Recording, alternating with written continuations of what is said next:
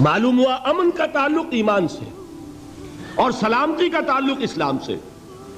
اب قرآن کی ایک آیت اور حضور کی یہ دعائے مسنونہ اس ایمان اور امن کے تعلق کو جس طرح واضح کر رہی ہے، اس کو سامنے رکھ کر بات سمجھیے عقلاً۔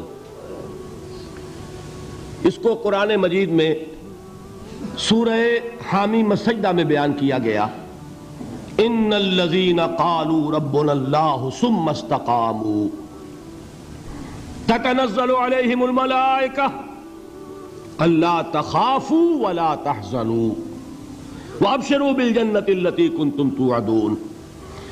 جو لوگ اللہ پر ایمان لائیں، کہیں کہ ہمارا رب اللہ ہے، پھر اس پر جم جائیں، ان پر فرشتوں کا نزول ہوتا ہے، نہ کوئی غم کرو نہ خوف، خوشیاں مناؤ اس جنت کی جس کا تم سے وعدہ کیا گیا تھا۔ اللہ کی ربوبیت پر اطمینان جب انسان کو ہو جاتا، میرا رب اللہ ہے، ربی اللہ، انسان کے لیے نہ کوئی کھٹکا، نہ کوئی خطرہ، نہ کوئی خوف، نہ کوئی حزن۔ جو کچھ ہو رہا ہے کس کے اذن سے ہو رہا ہے؟ اللہ کے اذن سے۔ اللہ کے اذن کے بغیر پتہ تک نہیں ہلتا۔ یہ کوئی اندھا بہرا مادہ نہیں ہے جس سے مجھے کوئی خوف ہو۔ اندھا بھینسا چلا آ رہا ہو، اس سے تو ڈرنے کا ہر انسان کو ڈرنا چاہیے، نہ معلوم کس کو ٹکر مار دے۔ لیکن نہیں، اس کائنات کو چلانے والا ایک سمیع و بصیر خدا ہے۔ وہ جو میرا دوست ہے، میرا ولی ہے، اللہ ولی الذین آمنوا یخرجہم من الظلمات الی النور۔ اللہ اہل ایمان کا ولی ہے، ساتھی ہے، پشت پناہ ہے، مددگار ہے، حمایتی ہے۔ بتائیے جسے یقین ہو جائے کہ اللہ میرا مددگار، اللہ میرا محافظ، اللہ میرا پشت پناہ، اللہ میرا حمایتی، اس کے لیے کوئی خوف ہوگا؟ اس سے کوئی ڈر ہوگا؟ میں مثال دیا کرتا ہوں ایک بہت سادہ، پنجاب کے دیہات کی۔ تو بڑا چودھری ہے اور کوئی غریب کسان ہے۔ اس غریب کسان کے جانوروں کو ہر وقت اندیشہ ہوگا چوری کا، کوئی میری بھینس کھول کر نہ لے جائے، کوئی میرا بیل کھول کر نہ لے جائے۔ لیکن جس کے بارے میں یہ سب کو معلوم ہو کہ وہ جو بڑا چودھری ہے وہ اس کا دوست ہے، اس کی بچیا کو کوئی خوف ہوگا؟ اس کی بھینس پر کوئی ہاتھ ڈالے گا؟ اسے کوئی اندیشہ ہوگا؟ نہیں۔ کیوں؟ کہ وہ بڑا چودھری، بڑا اس کا یہاں کا سردار، جاگیردار، سب کو معلوم ہے وہ میرا دوست ہے، کوئی میرے خلاف اقدام نہیں کر سکتا۔ اس دنیا میں یہ چھوٹی سی بات اگر آپ کے دلی اطمینان اور سکون کا باعث بن سکتی ہے تو ذرا تصور کیجئے۔ میں لفظ تصور استعمال کروں گا صرف اس لیے کہ اس کا ہم جس کو کہتے ہیں ادراک اور شعور کر نہیں سکتے، اگر کے ساتھ کر سکتے۔ اگر یقین ہو کہ اللہ میرا مددگار اور یقین ہو کہ اللہ ہر آن میرے ساتھ ہے، پھر کوئی خوف، کس کا خوف؟ کوئی شے اللہ سے بالا تر ہے؟ کوئی قوت اس سے زیادہ طاقتور ہے؟ کوئی اس کے ارادے کو بدلنے والا ہے؟ کوئی اس کی مشیت کے آڑے آنے والا ہے؟ یہی بات ہے جو حضور نے فرمائی۔ یہ ایمان کا حاصل ہے لب لباب، کہ دیکھو اچھی طرح اس بات کو ذہن نشین کر لو، اگر تمام انسان مل کر تمہیں کوئی نقصان پہنچانا چاہے نہیں پہنچا سکتے، مگر جو کچھ اللہ نے لکھ دیا ہو، اور تمام انسان مل کر تمہیں کوئی نفع پہنچانا چاہیں نہیں پہنچا سکتے، مگر وہ شے جو اللہ نے طے کر دی۔ آپ پھر میں کہوں گا ذرا طاری کیجئے، اسے فرض کیجئے، اسے سوچئے۔ اگر اس حدیث پر ہمارا دل ٹھکا ہوا ہو تو کسی سے ڈر ہوگا؟ یہ مجھے نقصان نہ پہنچا دے، یہ میری رپورٹ خراب نہ کر دے، یہ میری انکریمنٹ نہ رکوا دے، یہ میرا یہ نہ بگاڑ دے، یہ میرے یہ نقصان نہ پہنچا دے۔ اس کا ڈر، اس کا ڈر، اس کا خوف، اس کی خوشامد، اس کے لیے جا کر طرح طرح سے اپنی عزت نفس کو ذلیل کروانا اس کے سامنے، یہ سب کچھ کیوں کرتا ہے انسان؟ جب سمجھتا ہے کہ اس کے ہاتھ میں میرا کوئی نفع ہے، اس کے ہاتھ میں میرے لیے کوئی ضرر ہے، یہ مجھے کوئی گزن پہنچا سکتا ہے، یہ مجھے کوئی نقصان پہنچا سکتا ہے، یہ میرے کوئی کام بنا سکتا ہے، یہ میری کوئی ضرورت پوری کر سکتا ہے، اسی کا نام شرک ہے۔ جہاں آپ نے یہ سمجھا کہ غیر اللہ کے اندر کوئی طاقت موجود ہے، وہی شرک ہے۔ بتوں سے تجھ کو امیدیں، خدا سے نومیدی، مجھے بتا تو صحیح اور کافری کیا ہے؟ شرک تو یہ ہے۔ جس پر بھی تمہیں یہ خیال ہے، کلمہ ہے یہ کلمہ سوم، لا حول ولا قوت الا باللہ، ذرا اس پر دل کو کبھی اگر آپ تصور کریں، پھر فرض کریں، دل ٹھک جائے اس پر، کوئی طاقت نہیں۔ یہی بات تھی جو شیخ عبد القادر جیلانی رحمۃ اللہ علیہ نے اپنی وصیت میں اپنے بچے سے کہی۔ 11ویں دینے والے ہیں، لیکن حضرت شیخ عبد القادر جیلانی کی وصیت اور تعلیمات کو کتنے لوگ ہیں جو جانتے ہوں؟ یہ جن مقامات تک پہنچے ہیں وہ کس چیز کی بدولت پہنچے ہیں؟ انہوں نے جو پیغام دیا وہ کیا تھا؟ اے میرے بچے، جس طریقے سے قرآن مجید میں حضرت لقمان کی نصیحتیں جو ہے نقل کر دی گئی ہیں، میں یہ عرض کروں گا بالفرض اگر قرآن حضرت عبد القادر جیلانی کے بعد نازل ہوا ہوتا تو شیخ عبد القادر کی یہ نصیحتیں بھی قرآن میں درج ہوتی۔ اتنی اونچی نصیحتیں ہیں۔ اے میرے بچے، اس حقیقت کو ذہن نشین کر لے، لا فاعل فی الحقیقت ولا مؤثر الا اللہ۔ اس کائنات میں نہ کوئی فاعل حقیقی ہے نہ مؤثر حقیقی ہے سوائے اللہ کے۔ کسی شے میں کوئی تاثیر نہیں اگر اللہ نہ چاہے۔ آگ جلا نہیں سکتی اگر اللہ نہ چاہے، پانی ڈبو نہیں سکتا اگر اللہ نہ چاہے، زہر ہلاک نہیں کر سکتا اگر اللہ نہ چاہے، کوئی چیز فائدہ نہیں پہنچا سکتی اگر اللہ نہ چاہے۔ تو در در پہ کیوں سر جھکاتے ہو؟ در در پر کیوں جبیں سائی کرتے ہو؟ سب کے سامنے کیوں ہاتھ پھیلاتے ہو؟ ایک اللہ سے مانگو، ایک اللہ کے سامنے زمین پر اپنی جبین رکھو۔ لا فاعل فی الحقیقت ولا مؤثر الا اللہ۔ نظر آتا ہے ہمیں کہ پانی پیاس بجھا دیتا ہے، پیاس بجھانے کی صلاحیت پانی میں نہیں ہے، اللہ کے اذن سے۔ کھانا بھوک مٹا دیتا ہے، بھوک مٹانے کی صلاحیت کھانے میں نہیں ہے، اذن رب میں ہے۔ دیکھیے یہی یقین تھا۔ حضرت موسیٰ علیہ السلام کا واقعہ یاد کیجئے۔ سامنے سمندر آ گیا ہے، قوم دیکھتی ہے پیچھے کہ گرد و غبار کا طوفان ہے۔ معلوم ہوا کہ فرعون اپنے لشکر سمیت آ گیا ہے۔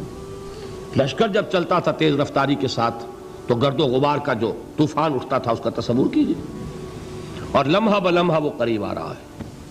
پوری قوم نے کیا کہا؟ اے موسیٰ انا لمدرکون، اے موسیٰ ہم کو پکڑے گئے۔ قرآن مجید نے تو یہاں وہ باتیں نہیں لکھی ہیں، لیکن تورات میں یہ درج ہے کہ بنی اسرائیل جھگڑنے لگے، دست و گریبان ہو گئے موسیٰ کے ساتھ۔ موسیٰ ہمیں یہاں مروایا لا کر، اس سے تو ہم ہی بہتر تھے، وہاں کھانے کو ملتا تھا، زندگی تو تھی، بیگار ہم کر رہے تھے، موت تو نہیں تھی۔ اب جو کچھ ہوگا اس کا تصور کرو، جس طریقے سے ہمارے ٹکڑے اڑائے جائیں گے۔ تو لڑ رہے ہیں حضرت موسیٰ علیہ السلام سے۔ یہ تورات کی تفصیل ہے، قرآن میں صرف اتنا آیا ہے، پریشان ہو کر انہوں نے کہا انا لمدرکون، موسیٰ ہم تو پکڑے گئے۔ اس وقت موسیٰ کا جواب کیا ہے؟ کلا ان معی ربی سیہدین، نہیں، میرے ساتھ میرا رب ہے، وہ راستہ دے گا۔ بتائیے کہاں راستہ نظر آ رہا ہے؟ یہ ہے ایمان بالغیب۔ راستہ نظر نہ آئے تب اللہ پر یقین ایمان ہے۔ جیب میں پیسے ہوں اور تب دل کو اطمینان ہے تو ایمان کس پر ہوا؟ پیسے پر، اللہ پر نہیں۔ جب وسائل و ذرائع نہ ہوں اور پھر یقین ہو کہ اللہ مسبب الاسباب ہے، وہ اسباب کا پابند نہیں ہے، وہ اسباب کا محتاج نہیں ہے، اسباب اس کے محتاج ہیں۔ اگر یہ یقین ہے تو اللہ پر ایمان ہے، یہ نہیں ہے تو تمہارا ایمان اسباب پر ہے، وسائل پر ہے، ذرائع پر ہے، مادیات پر ہے، اللہ پر نہیں۔ اس وقت کہاں راستہ تھا؟ کوئی راستہ تھا؟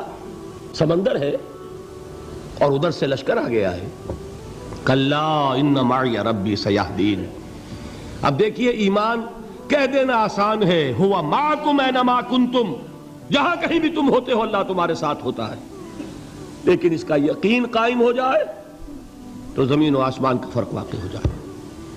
یہی بات ہوئی حضور کے ساتھ. غار ہے، چھپے ہوئے ہیں محمد الرسول اللہ اور آپ کے وہ یار غار ابو بکر صدیق رضی اللہ تعالی عنہ. اقبال نے حضرت ابو بکر کی شان میں چند اشعار کہے صرف، لیکن واقعہ یہ ہے کہ بھاری بھاری نظموں پر اور قصیدوں پر بھاری ہے. طویل ترین نظمیں اور قصیدے ہوں ان پر بھاری ہے.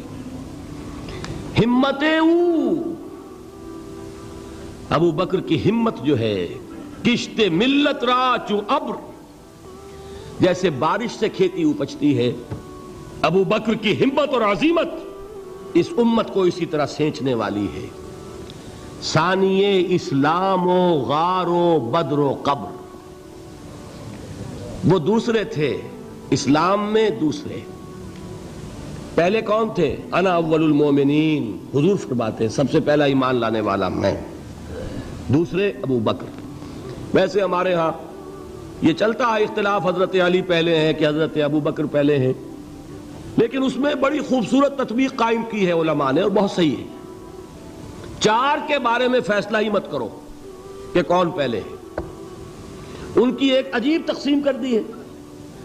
آزاد مردوں میں، بالغ مردوں میں سب سے پہلے ابو بکر، بچوں میں سب سے پہلے علی، خواتین میں سب سے پہلے خدیجہ، اور غلاموں میں سب سے پہلے زید ابن حارثہ. بڑی پیاری تقسیم ہے. یہ چاروں ہی پہلے ہیں، ہر ایک کے لیے اولیت ہے.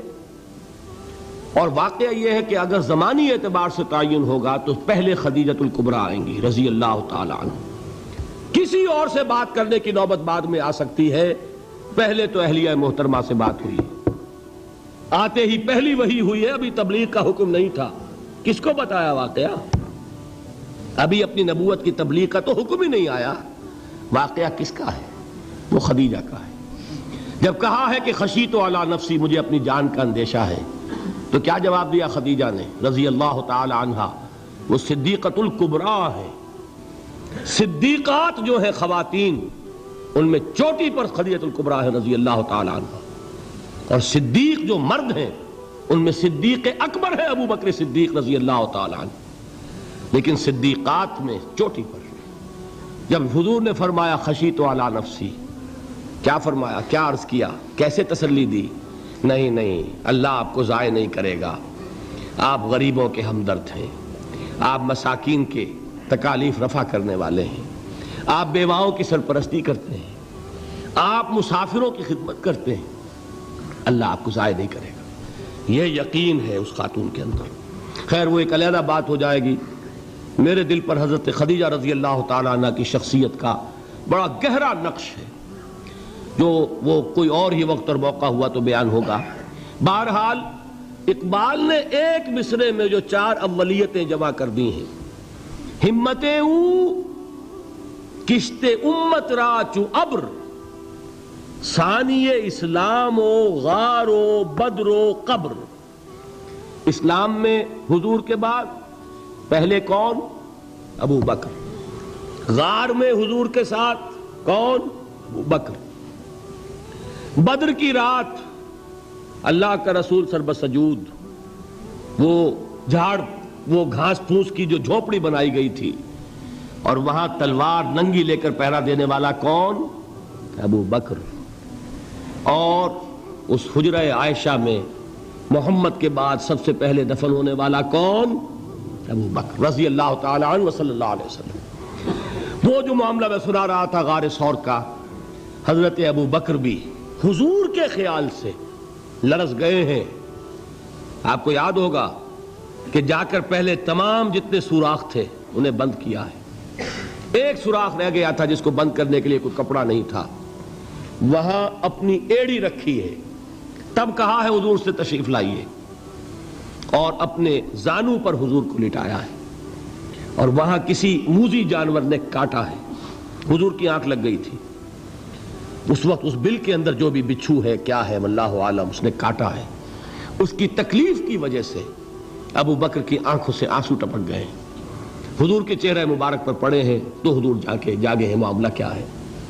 ایڑی نہیں ہٹائی وہاں سے، مبادا وہ جانور وہاں سے نکل کر محمد الرسول اللہ کو کوئی گزن پہنچا دے۔ ابو بکر کی ایڑی ہے، جس طرح چاہے کھا لے، ختم کر دے، جان نکل جائے تب کوئی آنچ آئے محمد پر تو آئے، لیکن جیتے جی نہیں۔ وہ ہے ابو بکر۔ حضور کے خیال سے اس وقت حضور نے پھر اپنا لعاب دہن لگایا ہے اور اس سے پھر آپ کی تکلیف ختم ہوئی۔ جیسے خیبر میں حضرت علی کی آنکھ دکھ رہی تھی، اس کو جو شفا حاصل ہوئی ہے وہ بھی حضور کے لعاب دہن سے ہوئی۔ تو بہرحال اس وقت انہوں نے کہا ہے کہ اے نبی یا رسول اللہ، اگر اس وقت ان میں سے کسی نے غیر ارادی طور پر بھی اپنے قدموں کی طرف جھانک لیا تو پکڑے جائیں گے۔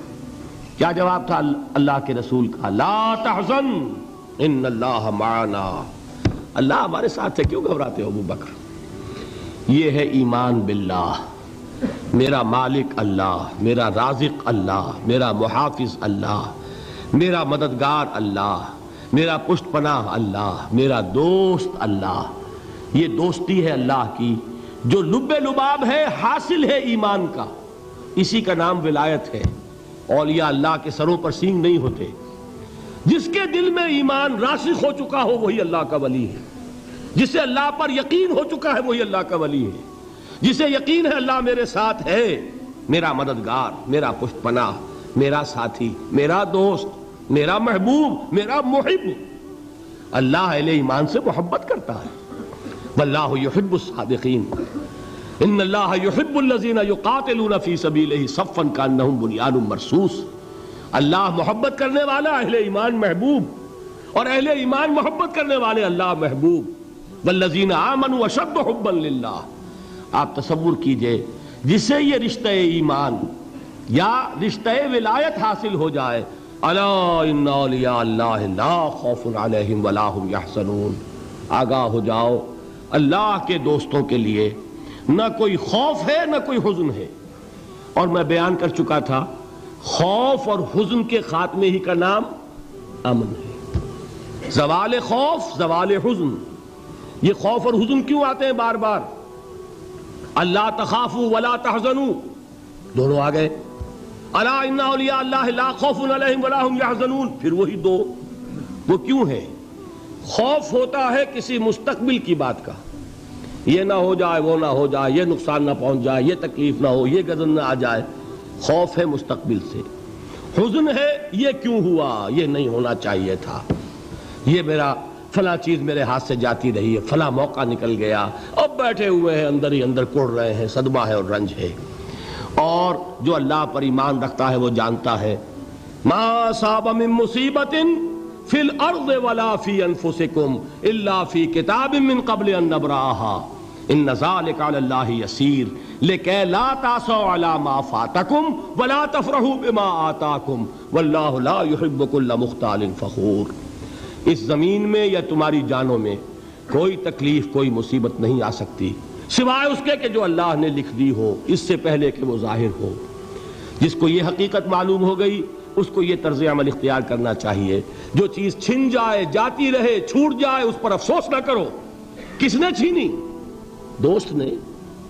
دوست کے فیصلے پر شکایت، دوستی کو بٹا لگا رہے ہو، سرے تسلیم خم ہے جو مزاج یار میں آئے۔ اگر دوستی ہے تو پھر تو تمہیں گردن جھکانی چاہیے کہ ہر چہ ساقی ماریخت عین الطافست، جو بھی میرا ساقی میرے پیالے میں ڈال دے اس کا کرم ہے، جو اس کی طرف سے آئے اس پر کوئی رنج نہیں، کوئی صدمہ نہیں، کوئی غم نہیں، کوئی شکایت نہیں، کوئی شکوہ نہیں، اور جو ہوگا وہ اس کے اذن کے بغیر نہیں ہوگا، اور اس کا اذن ہوگا تو یقیناً میرے لیے خیر ہی خیر ہے، چاہے وہ ناگوار شے ہو، بظاہر مجھے اچھی نہ لگ رہی ہو، میری شارٹ سائٹڈنس میں مجھے وہ نظر آ رہی ہے کہ میرے لیے بری ہے، لیکن قرآن نے کہا ہے عسیٰ ان تکرہوا شیئا وہو خیر لکم وعسیٰ ان تحبوا شیئا وہو شر لکم واللہ یعلم وانتم لا تعلمون۔ ہو سکتا ہے تم کسی چیز کو ناپسند کرو درحال ہے کہ اسی میں تمہارا خیر ہو، اور ہو سکتا ہے تم کسی چیز کو پسند کرو درحال ہے کہ اس میں تمہارا شر ہو۔ اللہ جانتا ہے، تم نہیں جانتے۔ جب مجھے یہ بات معلوم ہو گئی میں نے اپنا معاملہ اللہ کے حوالے کیا۔ سپردم بے توم آیا خیش را دانی حساب کم و بیش رہا، اے رب جو تو چاہتا ہے وہ ہو، تیرے علم میں جو شے میرے لیے خیر ہے وہ ہو جائے، میری کوئی پسند نہیں، میری کوئی چاہت نہیں، یہ ہے راضی برضائے رب۔ اکبر الہ آبادی نے اسے کہا ہے رضائے حق پہ راضی رہ، یہ حرف آرزو کیسا، خدا خالق، خدا مالک، خدا کا حکم تو کیسا؟ جب میں آ گیا بیچ میں میری پسند، میری مرضی، میری خواہش، میری چاہت، یہی تو شرک ہے۔ ما شاء اللہ کان وما لم یشاء لم یکن، جو اللہ نے چاہا وہ ہوا، جو اس نے نہیں چاہا نہیں ہوا، اختیار اس کا ہے، میرا تو نہیں۔ رضائے حق پہ راضی رہے، یہ حرف آرزو کیسا، خدا خالق، خدا مالک، خدا کا حکم تو کیسا؟ اقبال نے اسے کہا ہے فارسی میں، اب آپ کہیں اس کا ترجمہ بھی کرو تو وہ مجھے ذرا اس وقت کچھ بہت ہی بدذوقی کسی بات نظر آئے گی، جائیے پوچھئے کسی سے جسے فارسی آتی ہو۔ برو کشید ز پیچا کے ہست و بود مرا، چوک دہا کے مقام رضا کشود مرا، مجھے تو تمام پیچ و خم سے نکال دیا اس مقام رضا نے، میں راضی برضائے رب ہوں، جو فیصلہ اس کا میں اس پر راضی، تو کہاں کا حزن اور کس کا خوف؟ یہی زوال حزن اور زوال خوف، یہی ہے امن، یہ نتیجہ ہے ایمان کا۔ تو جان لیجئے یہ ہے لب لباب، یہ ہے حاصل ایمان کا، یہ ہے تو ایمان ہے، یہ نہیں ہے تو ایمان نہیں ہے۔ 7 چیپٹر مکمل ہوئے، 2 کا قرض باقی رہ گیا ہے۔ ایمان اور عمل کا تعلق، یہ عمل صالح کا عنوان ہے کل کا، اس کے تحت کچھ بیان کر دوں گا۔ باقی یہ کہ اس عمل صالح کے کون کون سے گوشے ہیں، قرآن مجید کے چند مقامات سے کوشش کروں گا اس کا ایک مرقع سامنے آ جائے۔ اور ایمان اور جہاد کا تعلق کیا ہے، یہ تواصی بالحق اور تواصی بالصبر، یہ کیا ہے در حقیقت؟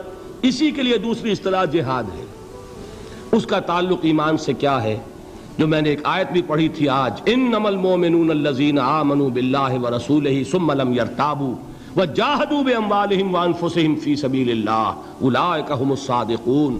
سچے مومن صرف وہ ہیں جو اللہ پر اور اس کے رسول پر ایمان رکھتے ہیں اس شان کے ساتھ کہ پھر کوئی شک باقی نہیں رہتا، یقین کی کیفیت، اور جہاد کرتے ہیں اللہ کی راہ میں اور کھپاتے ہیں اس میں اپنی جانیں بھی اور اپنے مال بھی، صرف یہ سچے ہیں دعوی ایمان میں۔ یہ انشاءاللہ تعالی پرسوں کی میری گفتگو کا عنوان ہوگا۔ اللہ سے دعا کرتا ہوں کہ آج ایمانی حقائق سے متعلق جو کچھ بیان ہوا ہے، اللہ تعالی اس حقیقت ایمان کے اعتبار سے ہمیں بھی اس میں سے کچھ حصہ عطا فرمائے۔ میں نے ابتدا میں جو دعائیں مانگی تھیں ان میں یہ دعا بھی تھی، اس لیے کہ صحابہ کرام کے بارے میں سورہ حجرات میں یہ الفاظ آئے ہیں، وَلَٰكِنَّ اللَّهَ حَبَّبَ إِلَيْكُمُ الْإِيمَانَ، اے محمد کے ساتھیو، اللہ نے تمہارے دلوں میں ایمان کو محبوب کر دیا ہے، وَزَيَّنَهُ فِي قُلُوبِكُمْ، اور اسے تمہارے دلوں کے اندر جاگزیں کر دیا، راسخ کر دیا، مزین کر دیا، سجا دیا، تمہارے دلوں کو منور کر دیا ایمان حقیقی سے، وَكَرَّهَ إِلَيْكُمُ الْكُفْرَ وَالْفُسُوقَ وَالْعِصْيَانَ، اور کفر اور فسق اور معصیت سے تمہارے اندر نفرت پیدا کر دی۔ تو اللہ تعالی ہمارے دلوں میں بھی ایمان کو داخل فرمائے۔ اللہم حبب الینا الایمان وزینہ فی قلوبنا وکرہ الینا الکفر والفسوق والعصیان واجعلنا من الراشدین، اللہم اجعلنا من الراشدین، اللہم اجعلنا من الراشدین، آمین یا رب العالمین۔